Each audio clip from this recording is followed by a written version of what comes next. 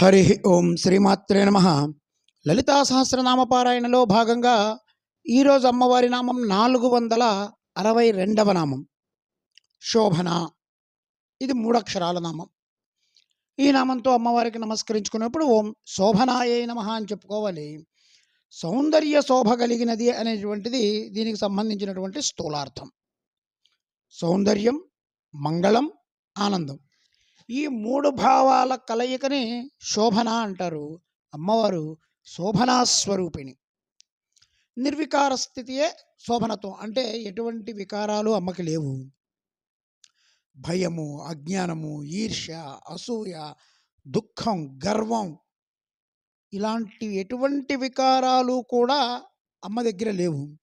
ఇవేవీ లేకుండా కేవలం జ్ఞానానంద స్వరూపమైనటువంటి బ్రహ్మస్వరూపం అమ్మ.